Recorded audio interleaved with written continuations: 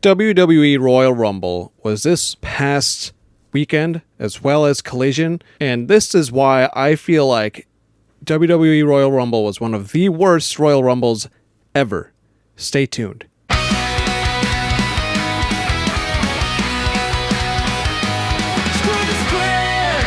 Welcome back, everybody, to Screw the Script. I'm your host, as always, Maverick here. A little bit change of scenery for my content. As you can see, I'm kind of flipped on the desks that I record at.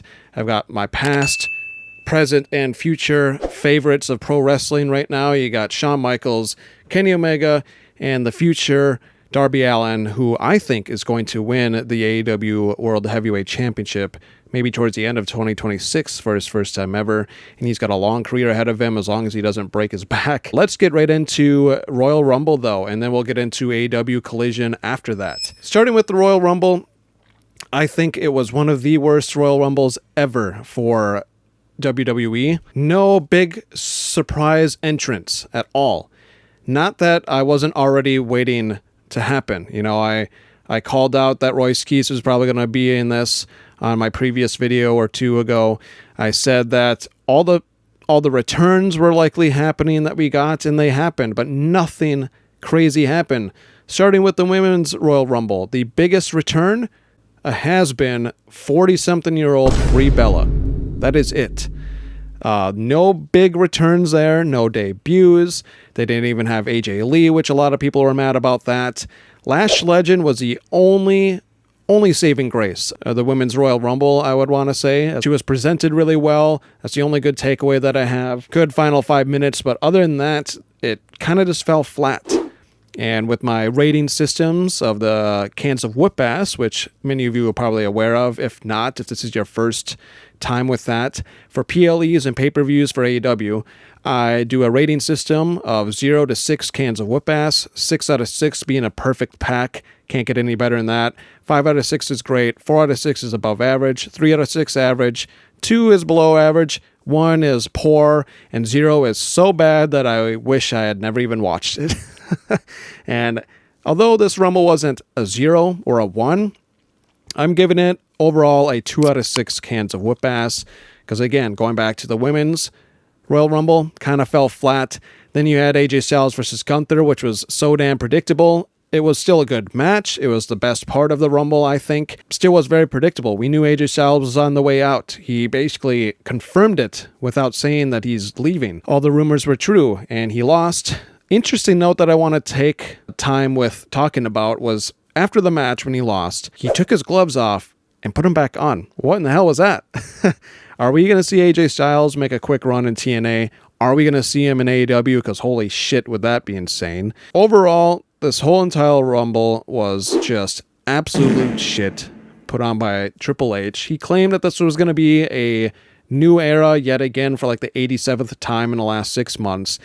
And what was new about it? Or we'll get on to the Men's Rumble in a minute.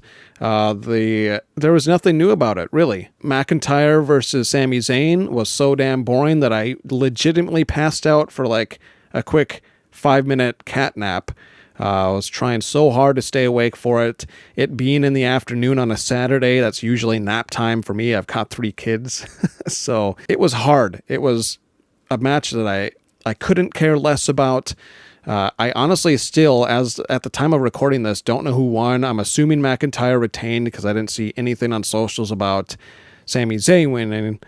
So it is what it is there. Kind of a lackluster match. Then you had the Men's Rumble, which was even worse than the Women's, in my opinion. No big returns, like I said. Powerhouse Hobbs came out, and it was a fail the way that they presented it, because they showed the Powerhouse Hobbs name, and then I had it like kind of like break apart into bricks, and then he was Royce Keys. I'm sorry, I know the sentimental value of this name, but it's still bad to me. Putting Royce with Keys is like saying, oh, my father's name was Dick, and my mother's maiden last name was Harry. I'm going to go by Harry Dick. No. You don't do that. Royce Keys is so damn tacky sounding. Give him a partner, Porsche Hood, the joke that I made prior, and whatever, car part and accessory that you can put together. That's how ridiculous it sounds. I get that it's his son's name. I get that it's his mother's maiden last name or something like that. it's not as good as Powerhouse Will Hobbs. Powerhouse Will Hobbs was a great name. It need not to be changed. And the fact that they had it on screen, it looks like it wasn't owned by AEW, so they should have just stuck with it.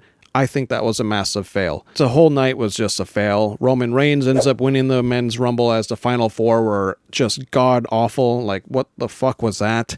You saw Roman Reigns, Randy Orton, who I love Randy, but, you know, his time has passed as a top guy. He needs to retire soon, shortly. Gunther's probably going to retire him. We're going to see the Legend Killer versus the Career Killer. And it's interesting that they're able to use Killer in WWE, but they couldn't allow Tommaso Ciampa to use Psycho Killer, which we'll get to him and Collision here in a few minutes. Roman Reigns winning, big mistake, I think. He called out WWE, and that's how you know that they are failing hard in 2026. He was on the Pat McAfee show, here's a screen grab of it, and basically said in the last couple of years, WWE has failed to create stars while he was dealing with health issues and away for most of it. I mean, he just returns every few months to have a short stint, win a title or the Royal Rumble, and then he disappears again because he is also in, he's 40, he's not getting any younger. He's got his health issues, unfortunately. I wish him good health and on that note, but they didn't. The only reason why they gave the win to Roman Reigns is because they don't have top legitimate household name stars yet. So they had to backpedal to something that worked for them in the past, and I think it's just lazily produced. Honestly, Roman Reigns won.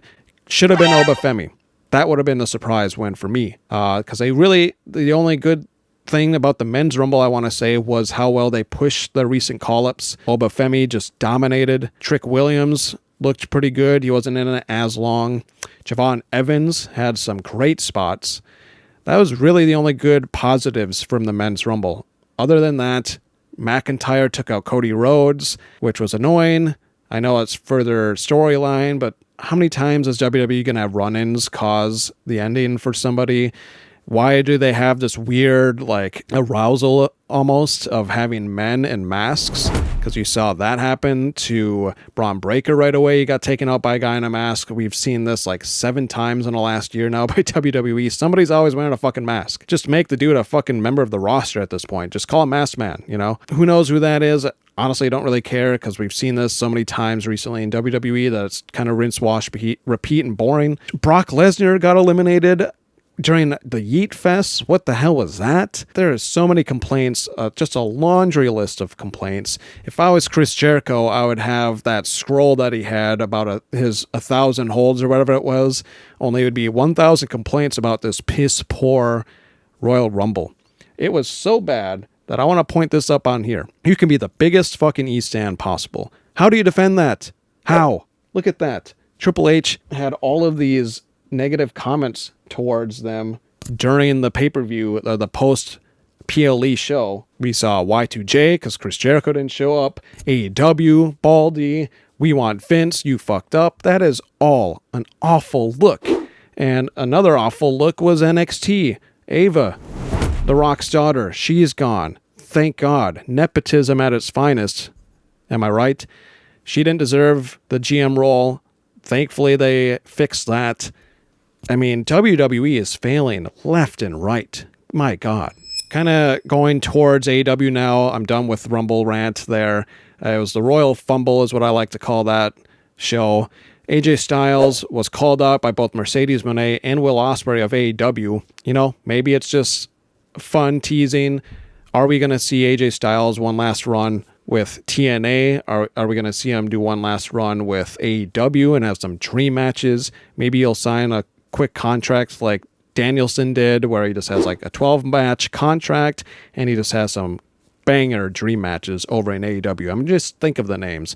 Let me know down below in the comments some names that you would love to see him face in AEW.